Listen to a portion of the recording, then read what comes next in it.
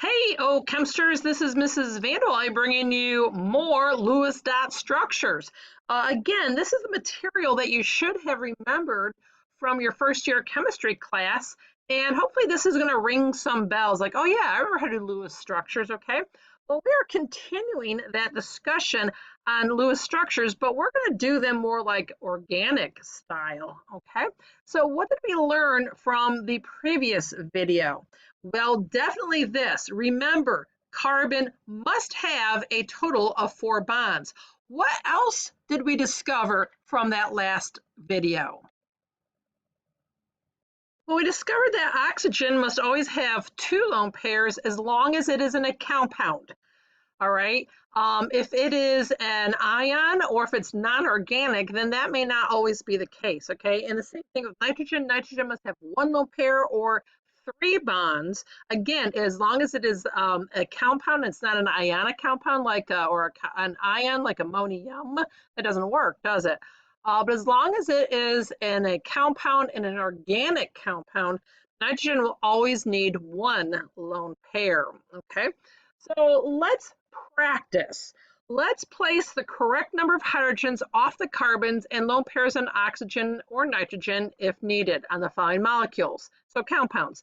Keep in mind the total number of valence electrons needed, then write the molecular formula. All right, so let's do this. So how many bonds does this carbon right now have?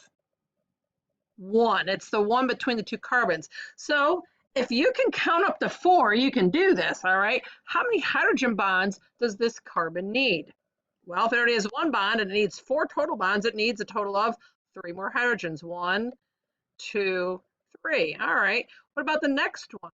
How many hydrogens does this one need? Well, how many bonds does it already have? It has 1, 2, right? So if it has 2 bonds, it needs a total of 4, so it needs 2 more hydrogens. 1, 2. Oops, there we go. All right, how about the next one? Same thing, it already has 2 bonds, so it needs 2 more hydrogens. 1, 2. All right, how about the next one? Same thing, it already has 2 bonds, so it needs 2 more hydrogens. 1, 2. And what about this last one right here? How many bonds does it already have? It already has 1. So like the first one, it needs 3 more for a total of, yes, 4 bonds. Okay, so there you go. So now it says write the molecular formula. How many total carbons are there? 1, 2, 3, 4, 5. And how many how many hydrogens are there? 1, 2, 3, 4, 5, 6, 7, 8, 9, 10, 11, 12. So my molecular formula is C5H12. All right, let's do the same thing over here. Very similar. Oh, but wait a minute. I do see an oxygen here. Ooh, okay, so let's see what I need to do there when we get there. All right, so how many bonds does this first carbon already have? 1. So how many hydrogens does it need? 1 plus what equals 4? Oh, it needs 3 hydrogens. 1, 2, 3. What about the next one? How many bonds does this carbon already have? It has 1, 2. So 2 plus what equals 4? That's 2, so it needs 2 hydrogens. 1, 2. Same thing with this one, right? It has 2 bonds, it needs 2 hydrogens. Same thing with the next one, it has 2 bonds and 2 hydrogens. All right, well, look at the oxygen here. What did we say oxygen needs? Oxygen needs, yes, 2 lone pairs. Ready? 1, 2 lone pairs. All right. And does that make sense? I sure hope so, because how many bonds does oxygen already have? It has 1 bond. It has another bond between the O and the H. It works out perfect. So what is the molecular formula? Well, I have 4 carbons. Now count. 1, 2, 3, 4, 5, 6, 7, 8, 9, 10 hydrogens and 1 oxygen. So that's the molecular formula. Well, I want to show you something, because when I write a molecular formula like that, it really doesn't help me understand what does this particular molecule look like. Where is that O? It could be at the end, or it could be in the middle, or it could be really in the middle. I don't know. Okay, so where is that O? Well, if I write it like this, all right, this is kind of a hybrid between a true molecular formula and a little bit of a structural formula. Why? Because it tells me that these 4 carbons and 9 hydrogens are together. Oh, they are, aren't they? Right here. And then it tells me there's an OH. All right, that is together, probably at the end because I wrote it at the end. Okay, so that's another way of writing this. And it kind of is a molecular formula, but a little bit of a structural to tell me that the O is at the end with the H, okay? All right, let's try the next one, a little bit different, right? So let's check out this one. All right, how many bonds does this carbon already have? 1. So how many hydrogens does it have? 3. 1, 2, 3, right? Now look at the next carbon, very, very important. How many bonds does this carbon already have? 1, 2, 3, 4. Does it need any more hydrogens? And the answer is no. Okay, it already has 4 bonds. So let's try the next one. How many bonds does that carbon already have? 1. So how many does it need? It needs 3 hydrogens. So let's look at the oxygen. How many bonds does this oxygen already have? 2. So does it need any more bonds? No, it needs 2 lone pairs. And there you go. Okay, so now what? What is the molecular formula? I have 3 carbons, 1, 2, 3, 4, 5, 6 hydrogens, and 1 oxygen. You always write your carbons first, then your hydrogens, then anything left over. But does that tell me where this O is? Does it have to be in the middle the way I wrote this? The answer is no, it could be at an end, and it'd still be the same molecular formula. So how else could I draw or write down the structure? I might do something a little bit like this. CH3 as a group together. Then notice my next carbon has an O and then CH3. So this might be another option as to how to draw this, or excuse me, write down the molecular formula. That gives me a little bit better clue as to what the structure actually is. So what I would like you to do is go ahead and do this one all by yourself. All right, so pause this, and I mean it, pause this, and when you're done, come back and let's see how you did, okay?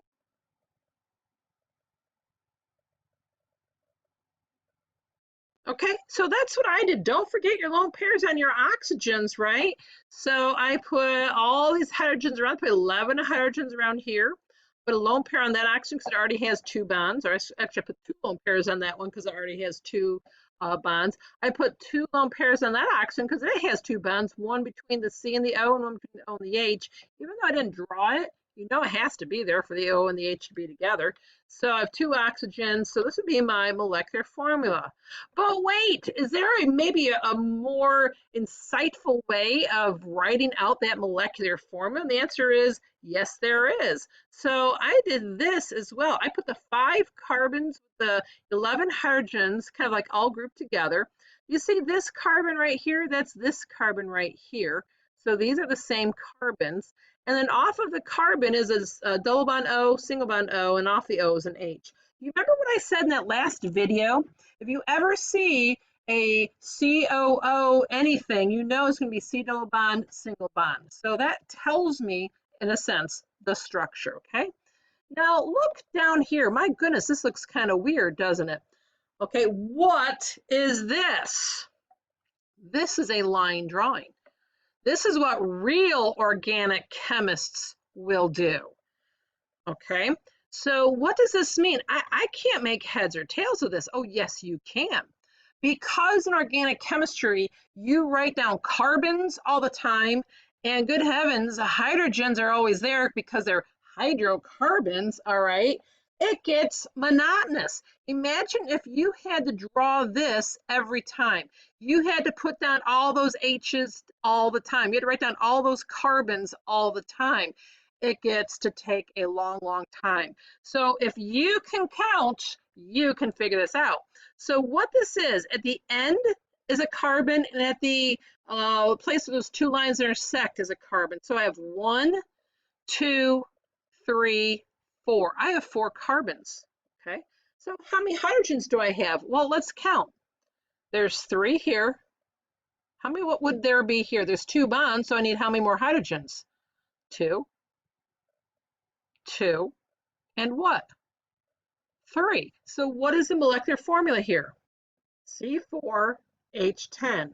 Again, 1, 2, 3, 4 carbons, At the end and at the intersection is always a carbon unless otherwise noted.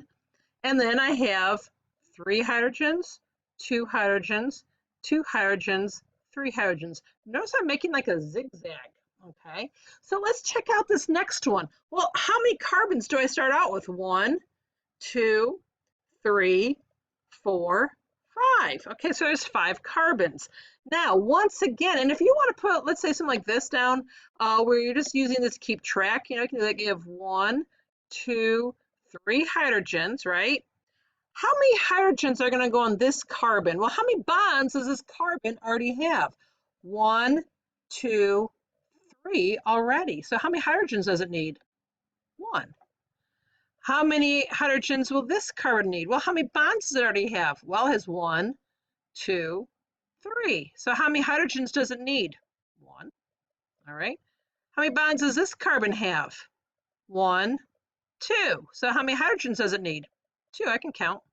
And then what about this last one? Well, it's an N carbon, so unless it's otherwise noted, it needs 3. So then what would be its molecular formula? Go ahead and write that down. I got C5H10 again. Same number of hydrogens, but 1 more carbon. What do you think that works out? Well, in order to make a double bond, yeah, you get rid of 2 hydrogens, don't you? So that works out. Now look at this next thing. It's kind of bizarre, isn't it? And this is a triple bond. And I don't know if you remember your Vesper. Actually, that's the next topic coming up. So if you don't remember it, never fear, we're going to get to it. But if you have a triple bond, it's always linear. It's always linear. All right, so where are my carbons? Okay, I have a carbon here. I have a carbon here. I have a carbon here. I have a carbon here. So where this triple bond is, there's a carbon there. All right, so I have 4 carbons. So once again, how many hydrogens do I have? I have 1, 2, 3. Why? Because it's an N carbon with a single bond, right? Now careful, how many carbons does this need? How many bonds does it, did I say that right? How many hydrogens does this carbon need? How many bonds does it already have? It already has 1, 2, 3, 4. It doesn't need any. How about this one? How many bonds are there already?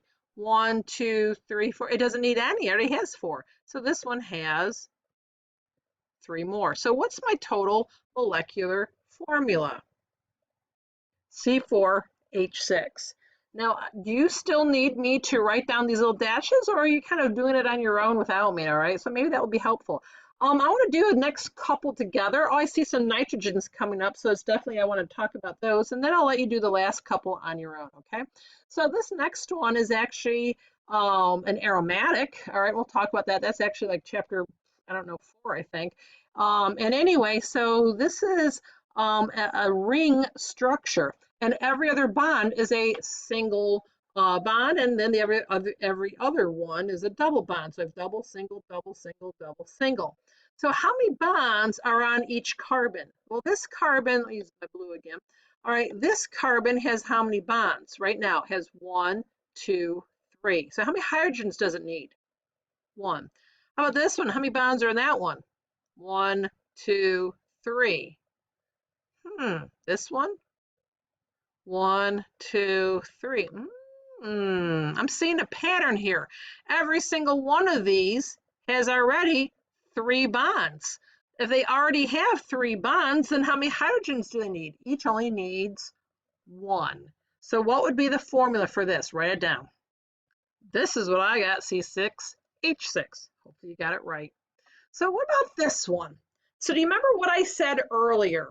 The end and where the lines meet are all going to be carbons. I have 1, 2, 3, 4, 5 carbons. If there is another element written instead, it's not a carbon. So here I have a nitrogen taking the place of the last spot. All right. So once again, I have 1, 2, 3, 4, 5 carbons. Okay. And then this nitrogen here. So how many hydrogens am I talking about? All right, 3 hydrogens here, 2, keep going, 2, keep going, 2, and finally 2. So right now, Right now, I have 5 carbons and 11 hydrogens. But what do I do about this? Hey, what did I say earlier? Nitrogen needs 1 lone pair. In other words, inorganic, as long as it's not an ion, nitrogen needs 1 lone pair, therefore it will also have 3 total bonds. All right, so 1 lone pair and 3 total bonds. So if I go ahead and do this, all right, I'll put there's my lone pair. How many bonds does it need? It needs 2 more bonds, right? Guess what those are? Those are going to be hydrogens. If I don't write it down, it's a hydrogen. So what would be my molecular formula? Go ahead and do that right now. So this is what I did. I went C5, 1, 2, 3, 4, 5, right? H13, why? Because I had 3, 2, 2, 2, 2, that's 11, and 2 more make 13, and then an N. But like I said before, how helpful is this? Do I really have a good vision of where the nitrogen is? Not really.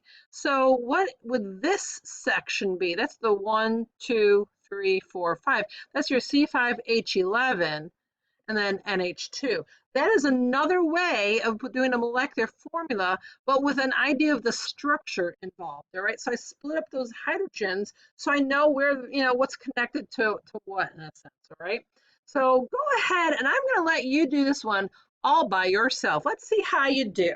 Okay, so pause this and when you're done, come back. All right, so did you get C3? 1, 2, 3. H7, I have 3 here, 2 here, and don't forget 2 off the nitrogen for 7. I have an O and an N. Usually O will take the priority over the N. So if you wrote NO, that's fine. I don't think anyone's gonna really care a lot at this point, okay? But I just write the O before the N. Now, is this very helpful? The answer is not really. I also did it this way. So here's my C2H5. Here's my C, my double bond O, and then here's my NH2. Now again, right now, that's fine if you don't, if you want to just lump everything together. But later on, when we're looking at functional groups and properties and things like that, this is going to come in much more handy, all right? We just have a few more to do. So guess what? I want you to do these on your own. And when you're done, come back. So truly pause this, please, okay?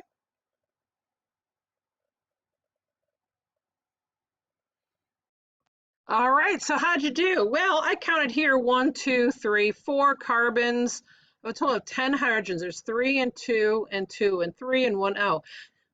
Wait a minute, this looks familiar. Isn't that what we got right here? It is. Is this structure and this structure the same? No, it's not. This is an ether, this is a gas. This is an alcohol, this is a liquid. Look at the difference at the placement of the oxygen.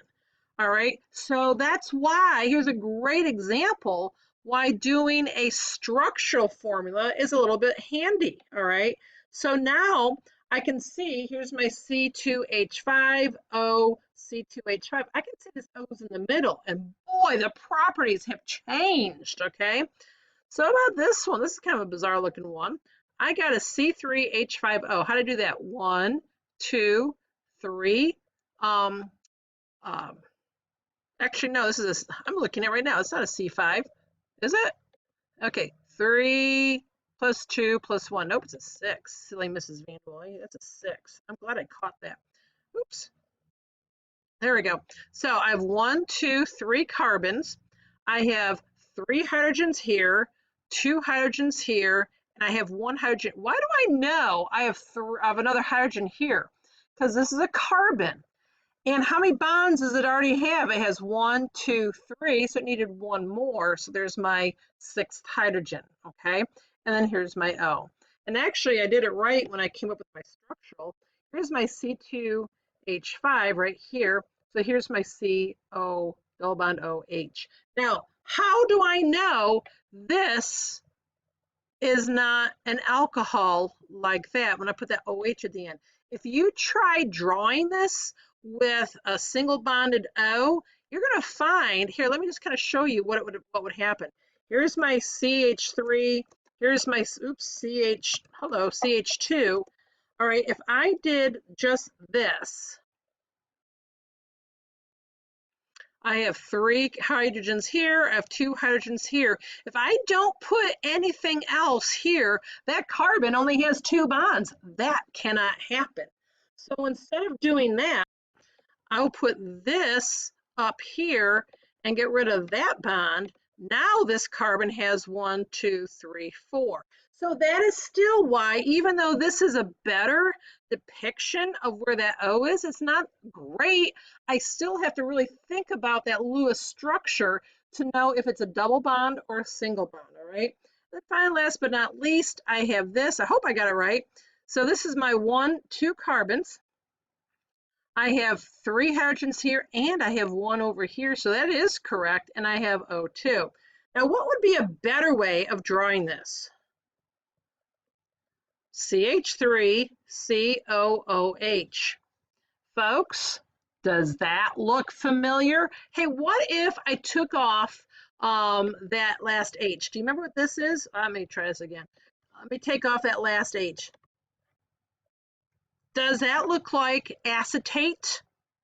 And so when you were learning about acids, that became acetic acid.